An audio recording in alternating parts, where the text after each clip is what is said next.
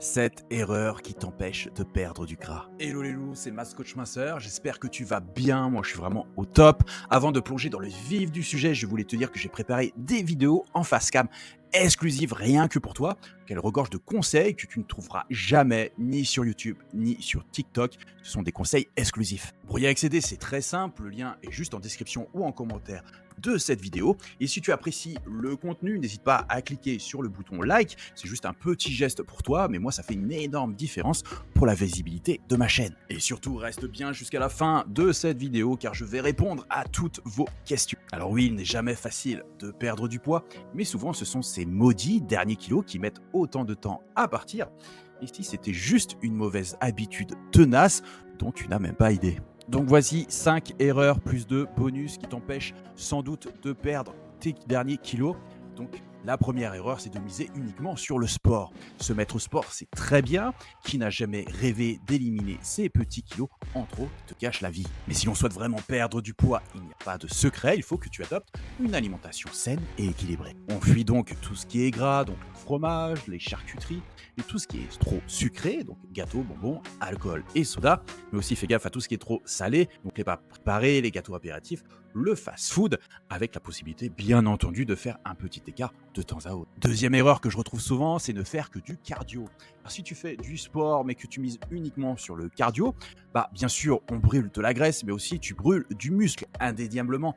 Mieux vaut allier cette activité à du renforcement musculaire pour être bien galbé. Cela te permettra d'augmenter ton métabolisme afin de dépenser plus d'énergie même au repos. Troisième erreur, c'est de trop se priver. Et oui, il faut que tu gardes les bons gras, donc avocat, noix ou sardines, dans ton assiette. Et il faut t'autoriser au moins un cheat meal, donc comprends un repas un peu libre par semaine. Et oui, si tu te prives trop, le corps croit qu'il est en famine et risque de stocker tout ce que tu manges. Un rééquilibrage alimentaire trop frustrant devient vite stressant. Et c'est justement lorsqu'on est stressé qu'on est plus susceptible de flancher devant un paquet de gâteaux. Donc on se détend en faisant de la méditation, du yoga et surtout on ne se frustre pas afin d'éviter les excès. Quatrième erreur que je rencontre souvent, c'est de ne pas se donner à fond. Si depuis plusieurs mois on a exactement le même schéma sportif, le même entraînement, peut-être faut-il songer à se dépasser. En sport, il ne faut pas se reposer sur ses lauriers. Bien au contraire, l'important est d'avoir une certaine évolution. Si l'on sent qu'on ne peut pas augmenter la durée de sa séance de sport, on joue sur l'intensité. Le but étant de se donner à fond pour dépenser le plus d'énergie possible. Cinquième erreur que je rencontre souvent, c'est de ne pas dormir assez. Si tout est bon au niveau du sport et de l'assiette, c'est sans doute ailleurs qu'il faut chercher le problème. Alors pourquoi n'arrives-tu pas à perdre ces derniers kilos en trop? La clé se trouve souvent dans notre sommeil. Et oui, on l'oublie trop vite, et lorsqu'on ne dort pas assez, on a tendance à prendre du poids. Et oui, dormir permet à la fois de brûler des calories et d'être heureux, car justement, on n'est pas fatigué. Et ça, toute la journée. Donc on fait d'une pierre deux coups. Sixième erreur, retarder l'heure du dîner. C'est l'une des erreurs les plus courantes et faciles à commettre chez les personnes qui suivent un régime. Ainsi, retarder l'heure du dîner n'est pas vraiment idéal lorsque l'on veut perdre du poids. Tu dois surtout te conditionner, n'oublie pas que tu n'auras pas le temps de brûler tout ce que tu as consommé avant d'aller te coucher. Autrement dit, plus tu dîneras tard, plus tu accumuleras de graisse dans ton corps et moins tu obtiendras de résultats. Il est donc important d'avoir du soutien de sa famille. Tu auras alors beaucoup plus de facilité à te tenir à tes nouvelles résolutions si ta famille y participe ou si elle y apporte son soutien. Septième erreur que je rencontre souvent, c'est de consommer uniquement des produits light. Et oui, le fait de penser que les produits portant l'étiquette light vont contribuer à ta perte de poids est une grave erreur. Car contrairement aux idées reçues, les produits allégés n'ont pas toujours l'effet escompté. Il en va de même pour les produits similaires, de type sans matière grasse, sans sucre, et je vais t'en donner la raison. Car les ingrédients auxquels tu ne fais pas attention cachent un apport calorique sous forme de glucides qui est loin d'être négligeable.